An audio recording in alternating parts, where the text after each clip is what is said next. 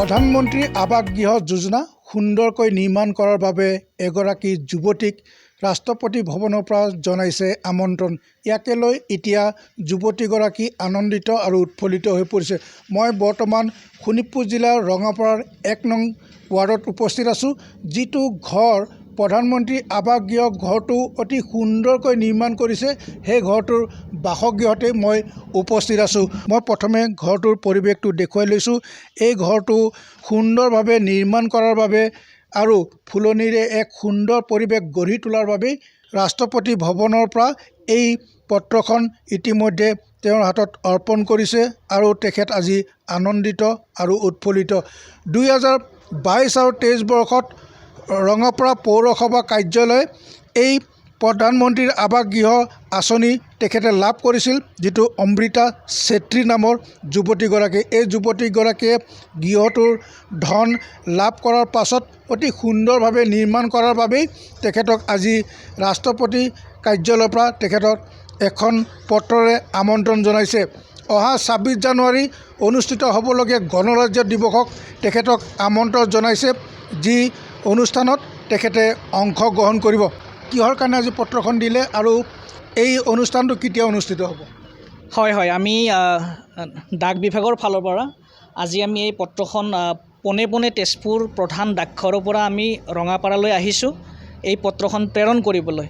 তেখেতক মহামহিম ৰাষ্ট্ৰপতি ডাঙৰীয়ানীয়ে তেখেতলৈ পত্ৰ প্ৰেৰণ কৰিছে। ইনভাইটেশ্যন কাৰ্ড হয় এইখন। আমি ভিতৰত কি আছে গম পোৱা নাই, পিছত আমি তেখেতে খোলাৰ পিছত আমি গম পালোঁ আৰু তেখেতক আমি পোনে পোনে ডেলিভাৰী দিয়াৰ কাৰণে আমি স্পেচিয়েলি ইয়ালৈ আহিছোঁ আৰু তেখেতক আমি ঘৰত আহি ডেলিভাৰী দিছোঁ। এই পত্ৰখন তেখেতে কোৱা মতে তেখেতে প্ৰধানমন্ত্ৰী আৱাস যোজনা, যিটো ঘৰ তেখেতে অতি সুন্দৰকৈ চৰকাৰে যি টকা দিছিলে সেই টকাৰে তেখেতে অতি সুন্দৰকৈ বনাইছে, যাৰ কাৰণে ৰাষ্ট্ৰপতি ভৱনৰ পৰা তেখেতলৈ এখন ইনভাইটেশ্যন কাৰ্ড উপহাৰ হিচাপে আহিছে আৰু আগন্তুক 26 জানুৱাৰী তাৰিখে হ'বলগীয়া ৰাষ্ট্ৰপতি ভৱনৰ যি কাৰ্যসূচী, এই কাৰ্যসূচীত তেখেতক আমন্ত্ৰণ জনাইছে, নিমন্ত্ৰণ জনাইছে।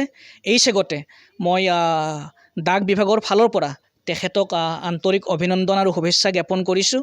তেখেতৰ এই সফলতাত আমি সকলোৱে গৌৰৱান্বিত হৈছোঁ আৰু গোটেই শোণিতপুৰবাসী ৰাইজৰ লগতে গোটেই অসমবাসীৰ হৈ মই এই চেগতে তেখেতক আন্তৰিক অভিনন্দন আৰু শুভেচ্ছা জ্ঞাপন কৰিছোঁ। ধন্যবাদ। মোৰ সৈতে সেই যুৱতীগৰাকী আছে। বাইদেউ, আজি আপুনি এখন আমন্ত্ৰণ পত্ৰ পাইছে ৰাষ্ট্ৰপতি ভৱনৰ পৰা, কি ক'ব? বহুত ভাল লাগিছে। বহুত ধন্যবাদ আমাৰ মুখ্যমন্ত্ৰী ছাৰ, আমাৰ chief minister sir, MLA sir, চবক মই ধন্যবাদ জনাইছোঁ। মই এটা সৰু মৰু জেগা ৰঙাপাৰা খেৰণী বস্তিৰ পৰা বিলং কৰোঁ।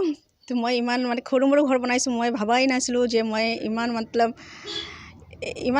কিবা ইমান সন্মানজনীয় হেৰিটো পাম বুলি কিনে। তো সেইটো কাৰণে মই মুখ্যমন্ত্ৰী ছাৰক বহুত ধন্যবাদ জনাইছোঁ।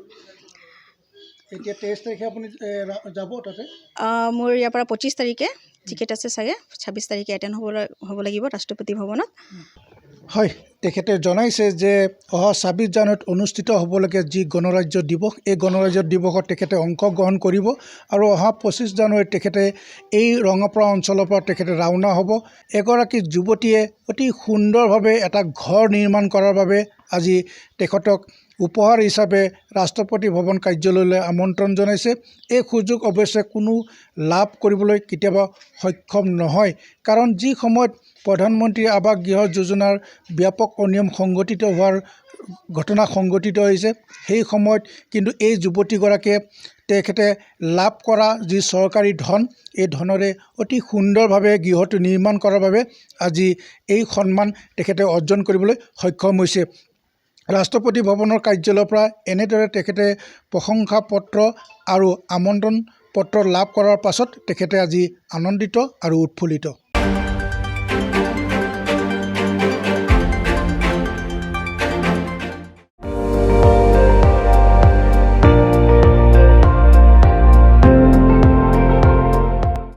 আপুনি চাই আছে ND24, সৰ্বশ্ৰেষ্ঠ নহয় সৰ্বোত্তমৰ দৌৰত।